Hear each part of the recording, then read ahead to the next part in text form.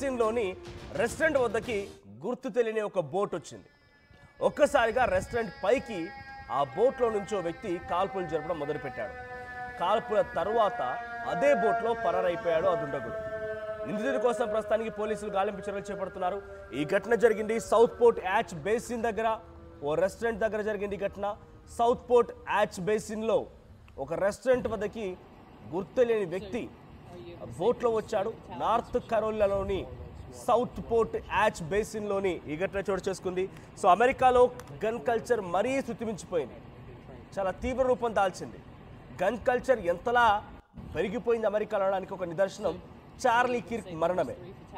Donald ట్రంప్కి అత్యంత సన్నిహితుడుగా కుడిభుజంగా వ్యవహరించినటువంటి Charlie Kirk ఏ gun culture పెరిగిందనేటువంటి విషయం పైన వ్యతిరేకిస్తూ ఆయన ఒక యూనివర్సిటీలో ఒక సమావేశాన్ని ఏర్పాటు చేసి అవేర్నెస్ ప్రోగ్రామ్ని స్టార్ట్ చేశారో అదే ఘటనలో అదే ప్రోగ్రామ్ రోజున అదే రకమైనటువంటి కాల్పులతో ఆయన కూడా మరణించారు. గన్ కల్చర్ పెరిగిపోయిందనే దానికి ఒక మీటింగ్ ఆర్గనైజ్ చేసినటువంటి చార్లీ కిర్క్ గన్ కల్చర్ పెరిగిపోయిన విధానం బట్టి గన్తోనే పేల్చడంతో ఆయన మరణించాడు. అయితే ఆ తర్వాత నుంచి వరుసగా మరణాల సంఖ్య పెరుగుతోంది. సో రీసెంట్ డేస్లో జరిగిన ఘటనలకు సంబంధించి వారం 10 రోజులు జరిగిన సంఘటనల గురించి మీకు కొంత వివరంగా చెప్పే ప్రయత్నం చేస్తాను. సో ఇండియా బేసిన్ దగ్గర ఒక షూటింగ్ జరిగింది.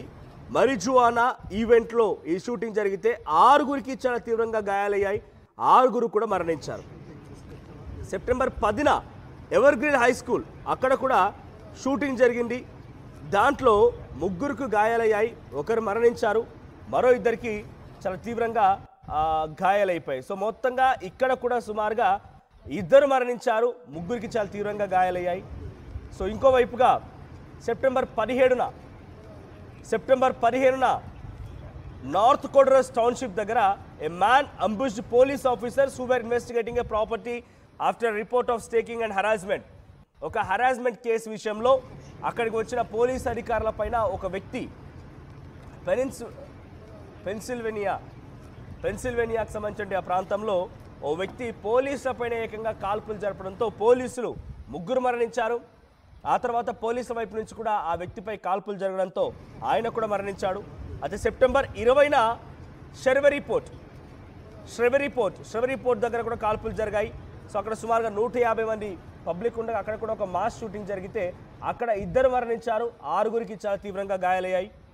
ఇక్కడ వరుసగా చెప్పుకుంటూ పోతాను. ఇప్పుడు నేను చెప్పేది నిన్న జరిగిన సంఘటనకు సంబంధించి. రాత్రి జరిగిన సంఘటన ఏంటంటే south port Yacht basin.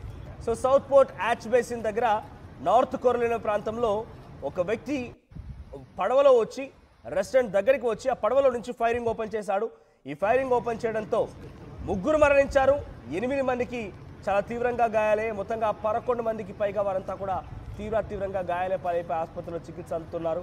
So ప్రస్తుతానికి 3గురు మరణించారు. ఈ ఘటనలో కూడా North Carolina Southport Yacht Basin దగ్గర ఈ ఘటన చోటు చేసుకుంది. 3గురు మరణించారు. ఒక వ్యక్తి అమెరికన్ ఫిష్ కంపెనీ అక్కడికి వచ్చి ఆ రెస్టారెంట్ దగ్గరికి వచ్చి పడవలో ఉండిపోయి పడవలో నుంచి దాడి చేశాడు. ఒకసారి ఆ విజువల్స్ చూద్దాం.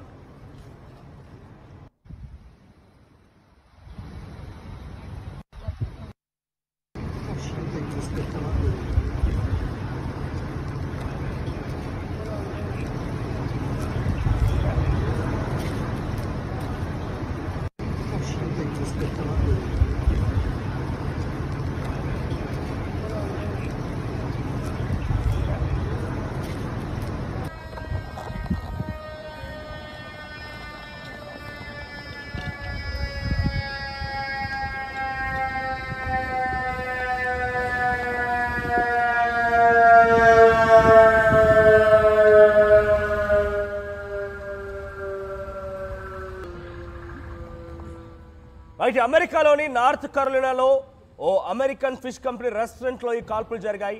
So south port Yacht basin దగ్గరికి ఒక పడవలో వచ్చినటువంటి వ్యక్తి ఎవడో వాడు తెలియదు, ఆ ఆగంతకుడు అక్కడికి వచ్చి అక్కడ ఆల్రెడీ రెస్టారెంట్లో ఉన్న వారందరిపైన ఒక్కసారిగా దాడి చేశాడు, గన్తో ఫైరింగ్ చేశాడు. ఈ గన్ ఫైరింగ్ చేయడం మూలంగా 3గురు మరణించారు, 8 మందికి చాలా తీవ్రంగా గాయాలయ్యాయి. తిరిగి మళ్ళీ అదే పడవలో అక్కడి నుంచి పరారైపోయాడు. భారీగా పోలీసులు చేరుకున్నారు. ఆ నిందితుడిని పట్టుకునే ప్రయత్నం చేసే లోపే అదే పడవలో అక్కడి నుంచి పరారైపోయాడు. సో పోర్ట్ ఏరియాకి చాలా దగ్గరగా ఇది. సో సౌత్ పోర్ట్ ఏరియాకి చాలా దగ్గర కావడంతో పడవలో వచ్చి పడవలో అక్కడి నుంచి పరారైపోయాడు. మరి ఆ నిందితుడు ఎవరు? పర్టికులర్గా ఒక వ్యక్తిని టార్గెట్ చేసి అక్కడికి వచ్చి కాల్పులు జరిపాడా, లేదంటే సైకోనా? ఎందుకంటే అమెరికాలో ఈ గన్ కల్చర్ అనేది ఎక్కువగా అయిపోవడానికి గల ప్రధాన కారణం సైకో అయిపోవడమే. కొంతమంది సైకోగాలు స్కూల్ పిల్లలపై దాడి చేయడాలు, షాపింగ్ మాల్స్పై దాడి చేయడాలు, రకరకాలుగా ప్రయత్నాలు చేస్తూనే ఉన్నారు. సో మరి ఇక్కడ రెస్టారెంట్పై దాడి చేసిన ఈ దుండగుడి విషయంలో పోలీసులు ఇంకా ఆయన కోసం గాలింపు చర్యలు చేపడుతూనే ఉన్నారు. మా ప్రతినిధి శిల్ప అందుబాటులో ఉంది. శిల్ప, సో అమెరికాలో గన్ కల్చర్ శృతిమించిపోయింది, చాలా తీవ్ర స్థాయికి చేరుకుంది, భారీగా గన్ కల్చర్ పెరిగిపోవడంతో మరణాలు కూడా సంభవిస్తూ ఉన్నాయి. సో రీసెంట్ డేస్లో పోలీసులు కూడా ఈ గన్ కల్చర్ కారణంగా మరణించిన సందర్భాలు కూడా ఉన్నాయి. నిన్న జరిగిన ఘటనకు సంబంధించి పడవలో రావడం, అక్కడికి వచ్చి కాల్పులు జరపడం, మళ్ళీ అందులోనే పారిపోవడం, ఏదైనా టార్గెటెడ్గా ఈ కాల్పులు జరిగాయా? అప్డేట్స్ ఏంటి? రోజు రోజుకి ఈ గన్ కల్చర్ అనేది పెరుగుతూనే ఉన్నది. ఒకవైపు ఒక ఘటన మరో ఘటన పునరావృతం అవుతూనే ఉన్నది. మరోసారి కాల్పులు కలకలం రేపుతుంది. ప్రధానంగా నార్త్ కరోలినాలోని అమెరికా ఫిష్ రెస్టారెంట్ లో కాల్పులు అనేవి జరిగాయి. ఈ కాల్పుల్లో 3 మృతి చెందారు. మరికొందరికి అక్కడ రెస్టారెంట్ లో ఉన్నటువంటి మరికొందరికి గాయాలైనట్టు కూడా తెలుస్తుంది. ప్రధానంగా గుర్తు తెలియని రెస్టారెంట్ వద్ద గుర్తు తెలియని బోట్ వచ్చింది. రెస్టారెంట్ పైన కాల్పులు జరిపి బోట్ లో ఉన్నటువంటి వ్యక్తి వచ్చారు. బోట్ల నుండే మొత్తం కూడా కాల్పులు జరిపినట్టు కూడా తెలుస్తుంది. కాల్పుల తర్వాత కూడా అదే బోట్ లో వెళ్ళినట్టు కూడా తెలిసింది. ప్రధానంగా అక్కడ ఒకరిని టార్గెట్ చేసినట్టుగానే వచ్చి కాల్పులు జరిగినట్లయితే ప్రస్తుతం సమాచారం అందుతుంది. అసలు దీనికి సంబంధించి ఇప్పటికే ఇన్వెస్టిగేషన్ మొదలు పెట్టారు. అసలు నిందితుడి కోసం పోలీసులు గాలింపు చేసినట్టు కూడా తెలుస్తుంది.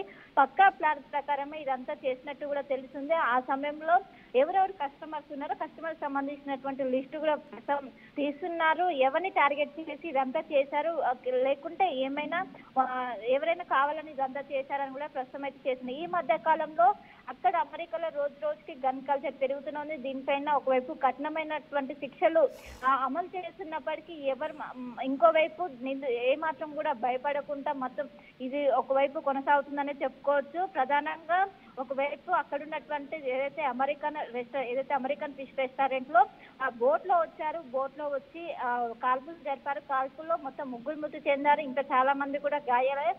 వాళ్ళని కూడా స్థానికంగా ఉన్న హాస్పిటల్కి తరలించారు. ప్రస్తుతం చికిత్స అందిస్తున్నారు. కానీ ఆ ఎవరు మృతి చెందినటువంటి 3 సంబంధించినటువంటి డీటెయిల్స్ కూడా ప్రస్తుతం పోలీసులు లాగుతున్నారు. వాళ్ళకి సంబంధించి కుటుంబ సభ్యులకు కూడా ఇన్ఫర్మేషన్ ఇచ్చారు. కానీ దీనికి సంబంధించి ఎవరు ఆ బోట్ లో అంత ప్రపంచవ్యాప్తంగా జరిగే అంశాలపైన తానకే పెద్ద శ్రద్ధ ఉన్నట్టుగా అన్నిటిపైన రెస్పాండ్ అయినటువంటి డొనాల్డ్ ట్రంప్ ఆయన స్వదేశంలో ఇంతటి స్థాయిలో గన్ కల్చర్ పెరిగిపోతుంటే ఏం చేస్తున్నట్టు? అంటే డెఫినెట్గా there comes a question. So ఇరాన్లో ఏం జరిగినా, ఇజ్రాయెల్లో ఏం జరిగినా, భారతదేశంలో ఏం జరిగినా, రష్యాలో ఏం జరిగినా, ఉక్రెయిన్లో ఏం జరిగినా పక్క వాళ్ళపైన శ్రద్ధ లోపల దేశంలో జరిగినటువంటి విషయాలపై ఎందుకు మర్చిపోతున్నారు ఆయన? చార్లీ కిర్క్ ఇటీవల కాలంలో ఆయన ఆ సంతాప సభలో కూడా పాల్గొన్నారు. దానికి కారణం కూడా గన్ కల్చర్ పెరగడమే. సో ఈ స్థాయిలో గన్ కల్చర్ పెరుగుతూ ఉంటే దాన్ని రూపుమాపే ప్రయత్నం అమెరికా అధికారులు చేయడం లేదా? రైట్.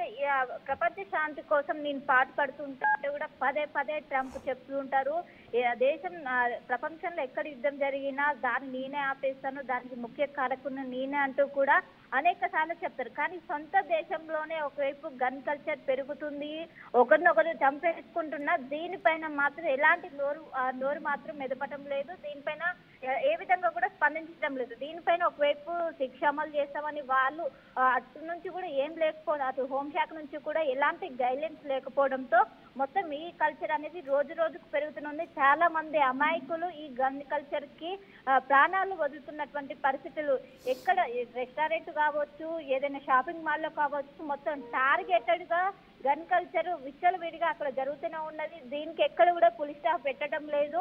ప్రపంచవ్యాప్తంగా ఎక్కడ యుద్ధం జరిగినా నేనే ఆపేస్తా, దానికి నేనే ముందుంటాని అనేక సార్లు కూడా ట్రంప్ చెప్తారు. కానీ తన సొంత దేశంలోనే ఈ విధంగా జరుగుతున్నప్పుడు తాను దీన్ని మాత్రం ఆపలేకపోతున్నారు. ఖచ్చితంగా మనం ఒక వైఫల్యంగానే చెప్పుకోవాలి. మరి దీనిపైన ఏ విధంగా ముందుకెళ్తుంది, ఆ రిపబ్లిక్ సంబంధించినటువంటి పార్టీ ఏ విధంగా ముందుకెళ్తుందని ప్రస్తుతం అయితే వేచి చూడాలి.